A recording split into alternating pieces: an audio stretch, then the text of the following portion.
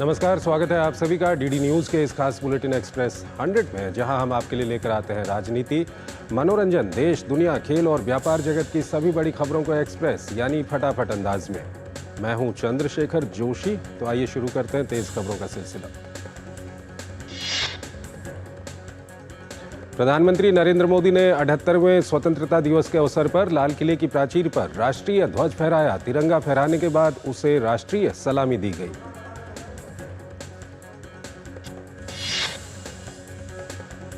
प्रधानमंत्री ने जैसे ही राष्ट्रीय ध्वज फहराया, भारतीय वायुसेना के 2 एडवांस्ड लाइट हेलीकॉप्टर ध्रुव लाइन एस्टन फॉर्मेशन में कार्यक्रम स्थल पर पुष्प वर्षा करने लगे। इस वर्ष के स्वतंत्रता दिवस की विषय वस्तु विकसित भारत एक्ट 2047 रखी गई है। प्रधानमंत्री ने ध्वजारोहण के बाद राष्ट्र को संबोधित करते हुए देश में उठाए जा रहे सुधारात्मक कदमों की वकालत की। उन्होंने कहा कि रिफॉर्म की प्रतिबद्धता 4 दिन की वाहवाही के लिए नहीं है, ये देश की मजबूरी के लिए नहीं बल्कि मजबूती के लिए है।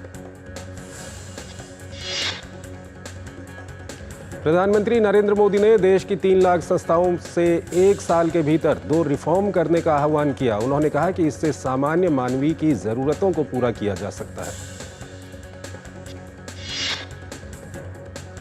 पीएम ने 2047 तक भारत को विकसित बनाने के लक्ष्य का भी जिक्र किया। उन्होंने कहा कि जब 40 करोड़ भारतीय आज़ादी दिला सकते हैं, तब 140 करोड़ भारतीय देश को समृद्ध भी बना सकते हैं। लाल किले से अपने संबोधन में प्रधानमंत्री ने किसानों और जवानों की निष्ठा का जिक्र किया। उन्होंने कहा कि आज जो महानुभाव राष्ट्र रक्षा और निर्माण के लिए पूरी लगन से प्रतिबद्धता के साथ देश की रक्षा कर रहे हैं, नई ऊंचाई पर ले जाने का प्रयास कर रहे हैं। प्रधानमंत्री नरेंद्र मोदी ने कहा कि सरकार महिलाओं को केंद्र में रखकर विकास कर रही है। महिलाओं पर हो रहे अत्याचार के खिलाफ कड़े कदम उठाए जाने की वकालत करते हुए पीएम ने पीड़ितों को जल्द से जल्द न्याय दिलाए जाने की बात भी कही। प्रधानमंत्री नरेंद्र मोदी ने कहा कि विकास के क्षेत्र को सरकार ने बढ़ावा दिया है। उन्होंने कहा कि सरकार ने सभी के सर्वांगीण विकास का प्रयास किया है। उन्होंने कहा, हमने इंफ्रास्ट्रक्चर को आधुनिक बनाने की दिशा में बहुत बड़े कदम उठाए। प्रधानमंत्री नरेंद्र मोदी ने कहा, इस वर्ष और पिछले कई वर्षों से प्राकृतिक आपदा के कारण हमारी चिंता बढ़ती चली जा रही है। प्राकृतिक आपदा में अनेक लोगों ने अपने परिवारजन खोए हैं, संपत्ति खोई है। मैं आज उन सब के प्रति अपनी संवेदना व्यक्त करता हूं। पीएम मोदी ने कहा कि 1 नेशन 1 इलेक्शन के लिए देश को आगे आना होगा। उन्होंने कहा कि बार बार आने वाले चुनाव इस देश की प्रगति में रुकावट उत्पन्न करते हैं।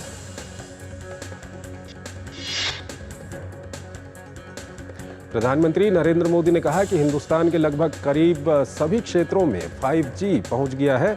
हम 5G पर रुकने वाले नहीं हैं, हम अभी से 6G पर मिशन मोड में काम कर रहे हैं।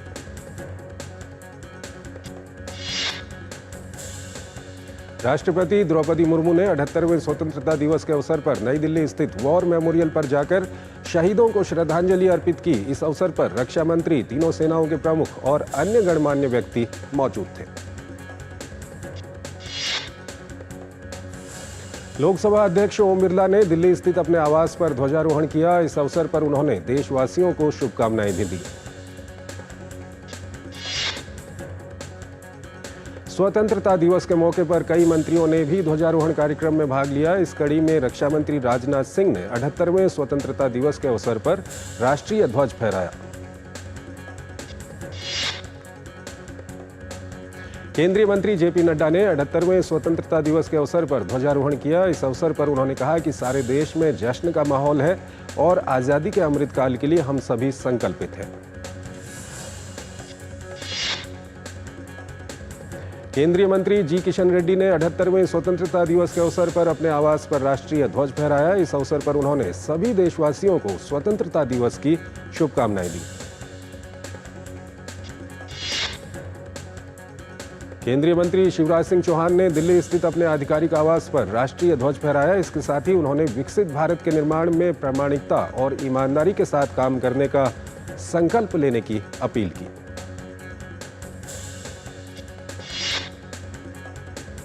78वें स्वतंत्रता दिवस के मौके पर पंजाब की अटारी वाघा बॉर्डर पर जवानों ने एक दूसरे को मिठाई खिलाकर इस दिन को सेलिब्रेट किया।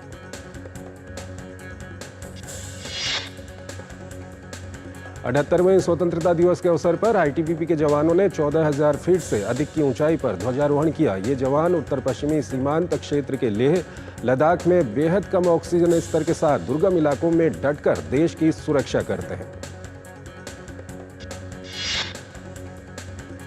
78वां स्वतंत्रता दिवस के मौके पर सभी राज्यों में ध्वजारोहण कार्यक्रम का आयोजन किया गया। इसी कड़ी में बिहार की राजधानी पटना में मुख्यमंत्री नीतीश कुमार ने ध्वजारोहण किया। उत्तर प्रदेश के मुख्यमंत्री योगी आदित्यनाथ ने राजधानी लखनऊ में अपने आवास पर ध्वजारोहण किया।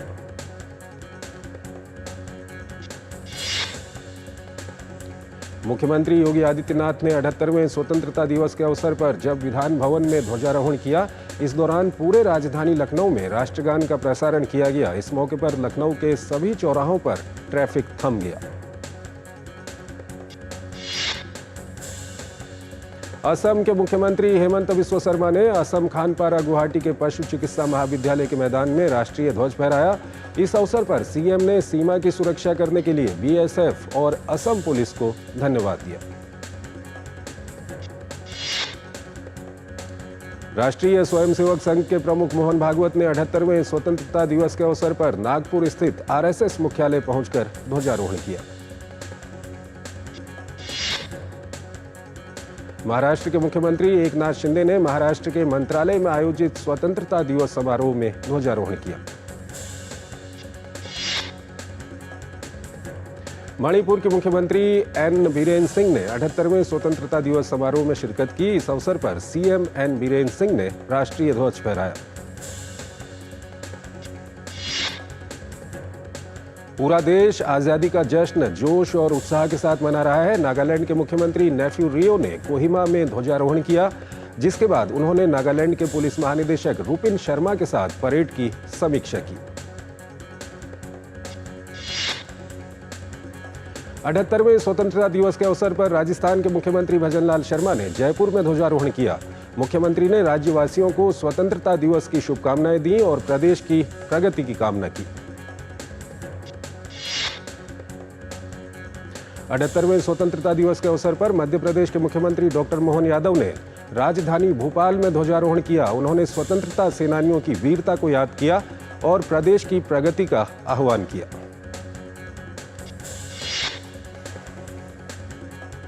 प्रसार भारती के चेयरमैन नवनीत कुमार सहगल ने 78वें स्वतंत्रता दिवस के अवसर पर दूरदर्शन केंद्र दिल्ली में ध्वजारोहण किया।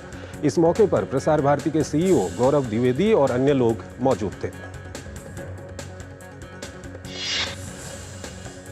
सुप्रीम कोर्ट परिसर में आयोजित स्वतंत्रता दिवस समारोह में चीफ जस्टिस डीवाई चंद्रचूड़ ने बांग्लादेश के हालात का जिक्र किया। उन्होंने बांग्लादेश के वर्तमान हालात को देखते हुए भारत की आजादी को बेशकीमती बताया। लद्दाख के उपराज्यपाल बीडी मिश्रा 78वें स्वतंत्रता दिवस कार्यक्रम में शामिल हुए। इस अवसर पर एलजी बीडी मिश्रा ने ध्वजारोहण किया।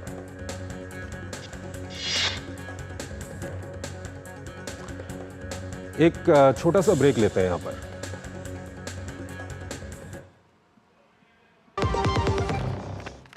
सोना सिर्फ गहना नहीं होता, कभी पुश्तैनी पहचान तो कभी प्यारी सी याद होती है।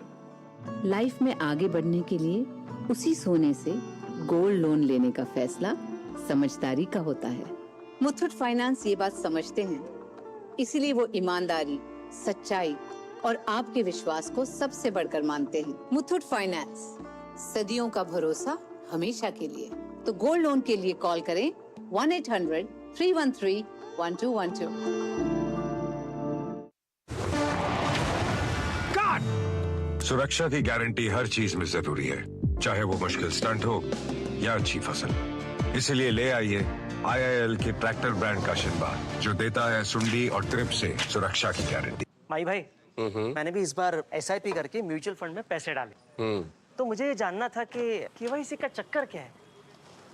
म्यूचुअल फंड सही है .com या अपने म्यूचुअल फंड की वेबसाइट पे जाओ, पैन नंबर डालो और सिर्फ इतना देखो कि तुम्हारा केवाईसी स्टेटस रजिस्टर्ड है या वैलिडेटेड। रजिस्टर्ड हो तो आधार और पैन कार्ड के साथ अपना केवाईसी वैलिडेट करो, जरूरी है और ज्यादा वक्त भी नहीं लगता।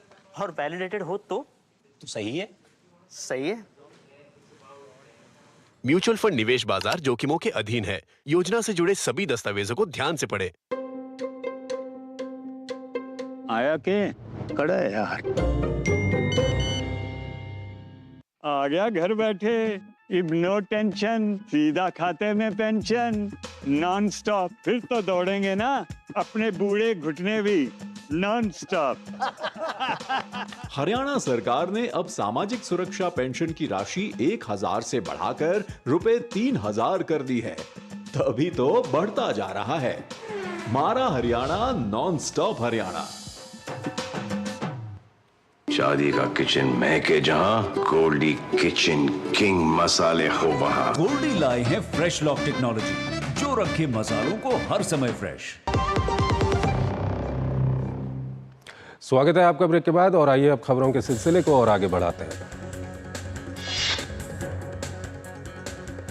पश्चिम बंगाल की राजधानी कोलकाता के आरजी कर मेडिकल कॉलेज की महिला डॉक्टर के साथ रेप कर उनकी बेरहमी से की गई हत्या मामले में सीबीआई की एक स्पेशल टीम ने कोलकाता पहुंचकर मामले की तफ्तीश शुरू कर दी।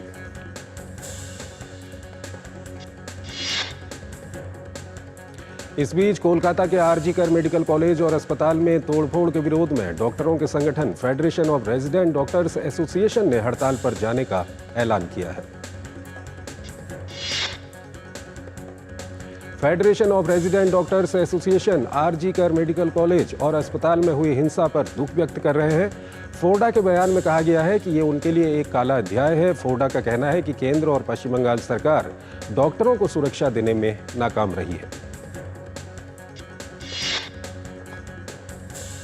Federation of resident doctors association India द्वारा हड़ताल की फिर से शुरू करने की घोषणा के बाद डॉक्टरों का विरोध प्रदर्शन एक बार फिर शुरू हो गया है। दिल्ली के राम मनोहर लोहिया अस्पताल में जूनियर रेजिडेंट डॉक्टरों ने विरोध प्रदर्शन शुरू कर दिया।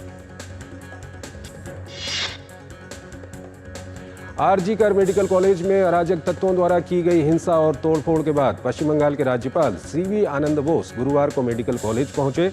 उन्होंने प्रदर्शनकारी डॉक्टरों और छात्रों की समस्याएं सुनी।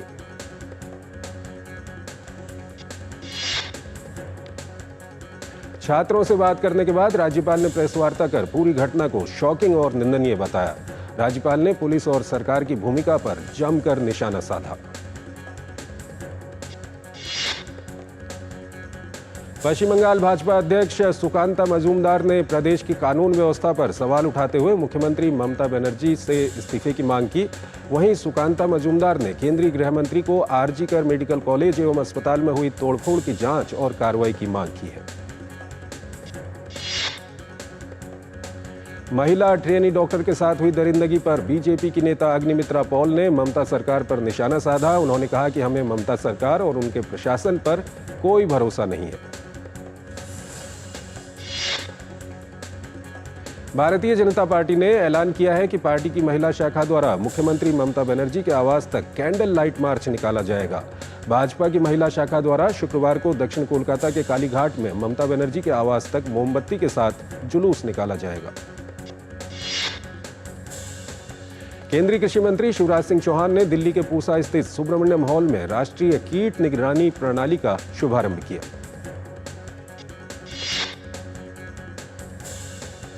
प्रवर्तन निदेशालय ने कथित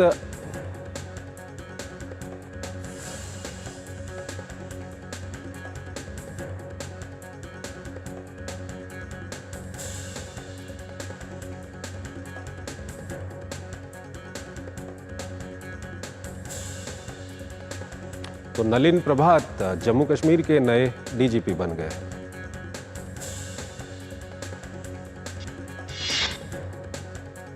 देहरादून में उत्तराखंड के मुख्यमंत्री पुष्कर सिंह धामी ने देहरादून के जॉली ग्रांट हवाई अड्डे पर कैप्टन दीपक सिंह को अंतिम श्रद्धांजलि दी। कैप्टन दीपक सिंह जम्मू कश्मीर के डोडा में आतंकवादियों से मुठभेड़ के दौरान शहीद हो गए थे। आप पार्टी की राज्यसभा सांसद स्वाति मालीवाल ने कोलकाता की महिला डॉक्टर को न्याय दिलाने की मांग और प्रशासन की जवाबदेही तय करने के संबंध में पश्चिम बंगाल की मुख्यमंत्री ममता बनर्जी को पत्र लिखा है। कोलकाता के आरजी कर अस्पताल में महिला डॉक्टर के साथ हुई दरिंदगी ने सबको झकझोर कर रख दिया। जम्मू कश्मीर के राजौरी में भूस्खलन की घटना के कारण सड़क पर आवाजाही प्रभावित होने के बाद राजौरी कोटरंका बुद्धल रोड पर बीआरओ द्वारा बहाली कार्य जारी है। चालू वित्त वर्ष के अप्रैल जुलाई माह के दौरान भारत का सोने का आयात 4.23% घटकर 12.64 अरब डॉलर रह गया। भारत का कपड़ा और परिधान निर्यात जुलाई में सालाना आधार पर 4.73% बढ़कर 293.75 करोड़ डॉलर हो गया है। भारतीय वस्त्र उद्योग परिसंघ की ओर से जारी एक बयान में कहा गया है कि परिधानों की भारी मांग के कारण निर्यात में बढ़ोतरी दर्ज की गई। विपणन वर्ष 2023-2024 के पहले 9 महीनों में भारत का खाद्य तेल आयात 1.6% घटकर 119.35 लाख टन रह गया।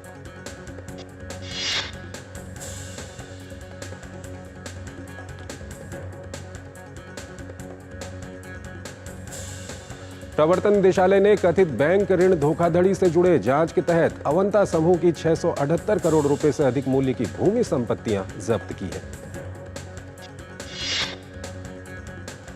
प्रवर्तन निदेशालय की ओर से जारी एक बयान में कहा गया कि हरियाणा, महाराष्ट्र और उत्तराखंड में अवंता समूह की अचल संपत्तियों को अनंतिम रूप से पीएमएलए के तहत कुर्क किया गया।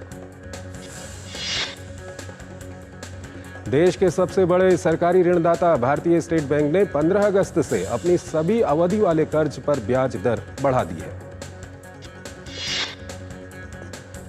स्टेट बैंक ऑफ इंडिया ने सीमांत निधि लागत आधारित उधार दरों में 10 बेसिस पॉइंट की बढ़ोतरी की है। भारतीय रेल ने यात्रियों की यात्रा को आरामदायक बनाने के लिए नई तरह की कंबल और बेडशीट मुहैया कराने का ऐलान किया है। रेलवे की ओर से जारी एक बयान में कहा गया है कि 14 अगस्त से रांची राजधानी एक्सप्रेस में इस लिनेन का इस्तेमाल शुरू हो गया है। चालू वित्त वर्ष के पहली तिमाही में स्पाइस जेट का कंसोलिडेटेड शुद्ध लाभ सालाना आधार पर 20% कम होकर 158 करोड़ रुपए हो गया। स्पाइस जेट को दिल्ली हाईकोर्ट से तगड़ा झटका लगा है। कोर्ट ने स्पाइस जेट से अपने तीनों इंजनों को बंद करने और पट्टेदारों टीम फ्रांस 01 SAS और सनबर्ड फ्रांस 02 SAS को वापस करने को कहा है। इंडिगो एयरलाइन ने अगले साल तक अपने वर्कफोर्स में महिला पायलटों की संख्या बढ़ाकर 1000 से अधिक करने का लक्ष्य रखा है। एयर इंडिया ने खराब मौसम की चेतावनी के कारण शुक्रवार को राजधानी दिल्ली से जापान के नरिता के लिए अपनी निर्धारित उड़ान रद्द कर दी है। कर्नाटक सरकार की ओर से SBI और PNB से अपनी खातों को हटाने के निर्णय के बाद दोनों बैंकों ने फैसले पर हैरानी जाहिर की है। नेपाल की राजधानी काठमांडू स्थित भारतीय दूतावास में धूमधाम से स्वतंत्रता दिवस मनाया गया। स्वतंत्रता दिवस थिम्पू स्थित भारतीय दूतावास में उत्साह और उमंग के साथ मनाया गया। जापान स्थित भारतीय दूतावास में ध्वजारोहण समारोह का आयोजन किया गया। इस समारोह में जापान में भारत के उच्चायुक्त ने ध्वजारोहण किया। सिंगापुर में भारतीय उच्चायोग में 78वें स्वतंत्रता दिवस के अवसर पर ध्वजारोहण समारोह आयोजित हुआ। लंदन में भारत के हाई कमीशन इंडिया हाउस में 78वां स्वतंत्रता दिवस मनाया गया। कार्यक्रम में भारतनाट्यम नृत्य की प्रस्तुति भी दी गई। भारत की आजादी का जश्न न केवल देश में बल्कि विदेश में भी बेहद उल्लास के साथ मनाया गया। 78वें स्वतंत्रता दिवस पर विश्व भर के राष्ट्र प्रमुखों ने भारत के नाम शुभकामना संदेश भेजे। प्रधानमंत्री नरेंद्र मोदी ने इन सभी का आभार जताया। भूटान के प्रधानमंत्री शेरिंग तोब्गे ने अपने शुभकामना संदेश में सरकार और भारतीय नागरिकों को बधाई दी। नेपाल के प्रधानमंत्री KP शर्मा ओली ने PM मोदी सहित सभी भारतीयों को स्वतंत्रता दिवस की शुभकामनाएं देते हुए दोनों देशों के बीच संबंधों को और प्रगाढ़ बनाने की बात कही। मालदीव के राष्ट्रपति मोहम्मद मोइजू ने भारत की आजादी का सालगिरह पर शुभकामनाएं दी हैं। पीएम मोदी ने राष्ट्रपति मोइजू का आभार जताते हुए लिखा कि भारत मालदीव को अहम दोस्त मानता है। फ्रांस के राष्ट्रपति इमैनुअल मैक्रों ने अपने शुभकामना संदेश में जनवरी की अपनी भारत यात्रा को याद किया और गर्मजोशी से की गई मेजबानी की सराहना की। पीएम मोदी ने इस संदेश के लिए अपने अच्छे मित्र राष्ट्रपति मैक्रों का आभार जताया। मॉरिशस के प्रधानमंत्री प्रविंद कुमार जुगनाथ ने अपने शुभकामना संदेश में पीएम मोदी और भारतीय नागरिकों को मुबारकबाद दी। संयुक्त अरब अमीरात के प्रधानमंत्री शेख मोहम्मद अल राशिद अल मखतूम ने अपने संदेश में भारत को अविश्वसनीय विकास यात्रा के लिए सराहा। वायरल संक्रमण एमपॉक्स के तेजी से बढ़ते मामलों को देखते हुए विश्व स्वास्थ्य संगठन ने 2 साल के अंदर दूसरी बार वैश्विक स्वास्थ्य आपातकाल की घोषणा कर चिंता बढ़ा दी है। अंतर्राष्ट्रीय चिंता संबंधी सार्वजनिक स्वास्थ्य आपातकाल विश्व स्वास्थ्य संगठन का उच्चतम प्रकार का अलर्ट है। दरअसल एमपॉक्स दशकों से अफ्रीका के कुछ हिस्सों में एक सार्वजनिक स्वास्थ्य समस्या है। WHO के अनुसार एमपॉक्स हाल ही में पूर्वी अफ्रीका के 4 देशों बुरुंडी, केन्या, रवांडा और युगांडा में पहली बार पहचाना गया है। कांगो में इस बार यह संक्रमण कहर बरपा रहा है। 2023 से अब तक 27,000 मामले सामने आए हैं। कांगो में एमपॉक्स के 2 स्ट्रेन फैल रहे हैं। इसकी वजह यह है कि ये तेजी से फैल तो रहा ही है, साथ ही इसके बारे में जानकारी भी बहुत कम है। पीएम मोदी ने अपने आवास पर पेरिस ओलंपिक 2024 में भाग लेने वाले भारतीय दल से मुलाकात की। ओलंपिक में 2 कांस्य पदक जीतकर इतिहास रचने वाली भारतीय निशानेबाज मनु भाकर ने पीएम मोदी को पिस्टल दी। वहीं ओलंपिक में पदक जीतने वाले सबसे युवा खिलाड़ी पहलवान अमन सहरावत और हॉकी खिलाड़ी PR श्रीजेश ने अपनी जर्सी सौंपी। भारतीय हॉकी टीम के कप्तान हरमनप्रीत सिंह ने टीम की ओर से पीएम को हॉकी स्टिक भेंट की। डेवोन कॉनवे और फिन एलन ने फ्रेंचाइजी क्रिकेट में करियर बनाने के लिए न्यूजीलैंड क्रिकेट का केंद्रीय अनुबंध ठुकरा दिया। कॉनवे हालांकि एक समझौते के तहत न्यूजीलैंड की तरफ से अंतर्राष्ट्रीय क्रिकेट खेलने के लिए उपलब्ध रहेंगे। रियल मैड्रिड ने सत्र की शानदार शुरुआत करते हुए यूएफा सुपर कप जीत लिया है। दूसरे हाफ में रियल मैड्रिड के लिए वाल्वर्डे और किलियान एम्बाप्पे ने गोल किए। विश्व की नंबर 1 खिलाड़ी इगा श्वांतेक ने हार्ड कोर्ट में वापसी करते हुए सिंसिनाटी ओपन टेनिस टूर्नामेंट के दूसरे दौर में स्थान बना लिया है। सिंसिनाटी ओपन के पुरुष वर्ग में विश्व के नंबर 1 खिलाड़ी यानिक सिनर ने आसान जीत के साथ अपने अभियान की शुरुआत की। अमेरिकी ओपन में 2 बार की चैंपियन नाओमी ओसाका को साल के अंतिम ग्रैंड स्लैम यूएस ओपन के लिए वाइल्ड कार्ड दिया गया है। 3 पूर्व विजेता वावरिंका, डोमिनिक थीम और बियांका एंड्रेस्कू को 26 अगस्त से शुरू होने वाली वर्ष की अंतिम ग्रैंड स्लैम प्रतियोगिता के लिए वाइल्ड कार्ड दिए गए हैं। दिवंगत अभिनेता सुशांत सिंह राजपूत की मौत से जुड़े ड्रग्स मामले में मुंबई की एक विशेष अदालत ने ऑस्ट्रेलियाई नागरिक पॉल जेरार्ड बार्टेल्स को बरी करने की अर्जी को मंजूरी दे दी है। अपनी फिल्म वेदा की सफलता के लिए अभिनेत्री शर्वरी वाघ सिद्धिविनायक मंदिर पहुंची और बप्पा के दर्शन किए।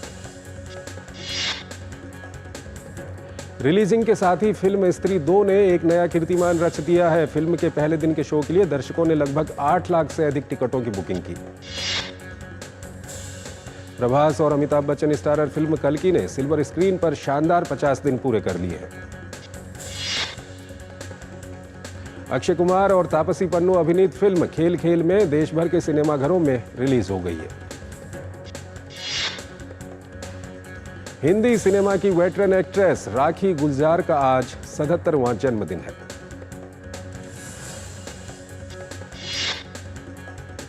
तो एक्सप्रेस न्यूज़ में फिलहाल इतना ही। आप हमारी पूरी टीम को इजाज़त दीजिए। नमस्कार।